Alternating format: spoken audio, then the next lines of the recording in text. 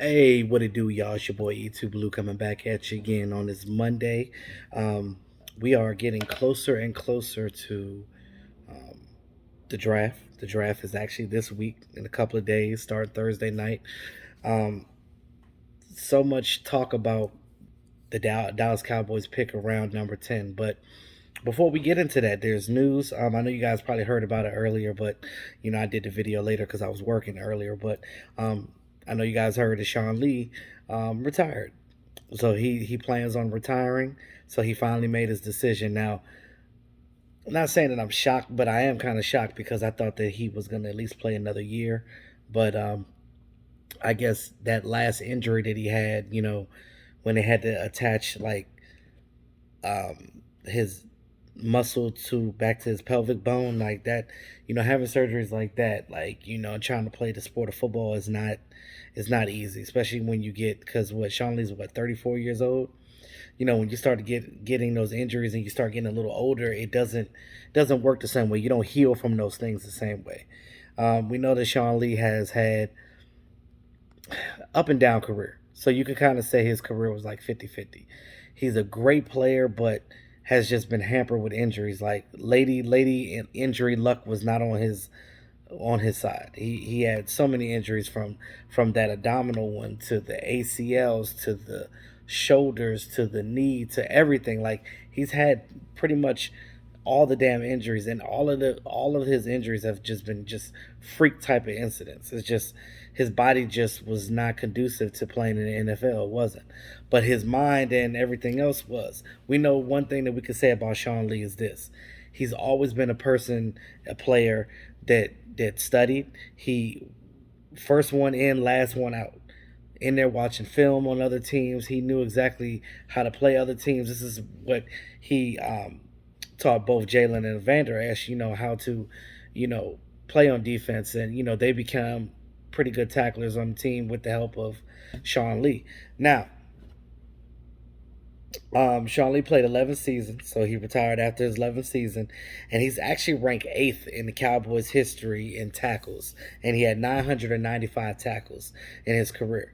So if he's ranked eighth in all-time tacklers for the Dallas Cowboys, you can only imagine how many tackles he would have had if he would had played more games or had not missed a game. Period. So as we talk about that, um, he was a two-time Pro Bowler. Probably would have went to more Pro Bowls had he been more healthier, because I think he missed one whole season. That was in 2014. So you look at that and it's just like, and that was the season 2014. That was the season where he got injured in training camp. I think that was when he tore his ACL because he was out for the whole year. So there's that.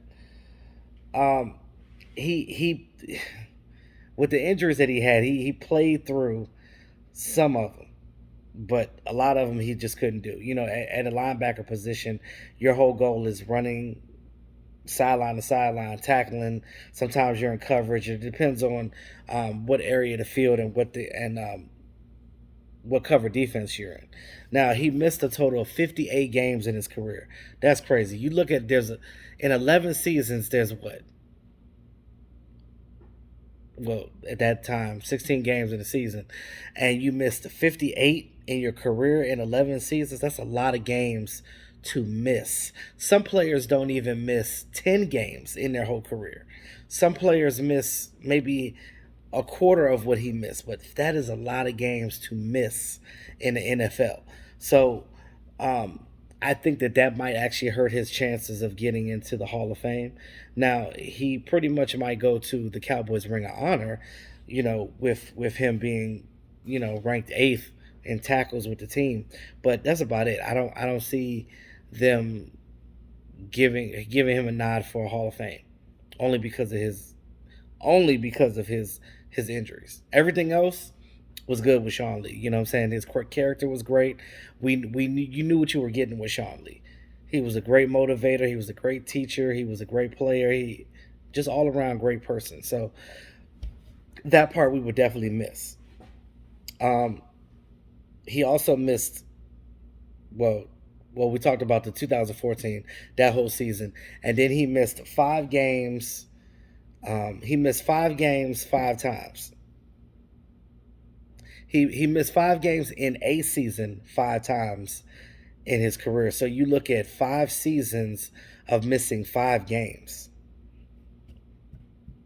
So you add missing 5 games in a season 5 times. That's 5 seasons, and then you're talking about another season, which is six, missing the whole season. So it's almost like he was out more than he was in. Um, Again, there's no doubting when he played, he was one of the best out there, though. You know what I mean? Like you watch him play, and he was pretty much right there every play. He studied. That's why he watched a lot of film. He studied these guys that he was playing against, and he knew where to go. And because he was such a good motivator, because he was a good studier, and he knew the game very well, Sean Lee actually holds the Cowboys' record for tackles in a game, which is 22, and that was ironically against our rival, the Giants, back in 2016.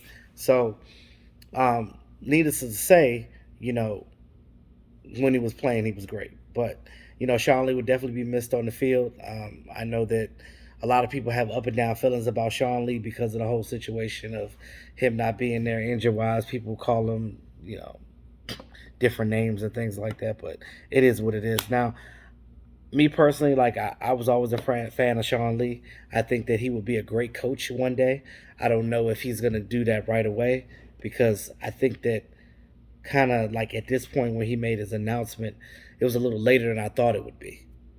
I thought that if he was going to retire, he would have done it earlier, like closer to the end of last season. But I guess better late than never. But what do you guys think? Would you like to see Sean Lee on the coaching staff for the Cowboys? Would you like to see him be our next linebacker coach, or maybe the Joneses might extend him a coaching position on the team, like as an assistant, like create a position for him, and just put him on the staff and pay him because they could do that.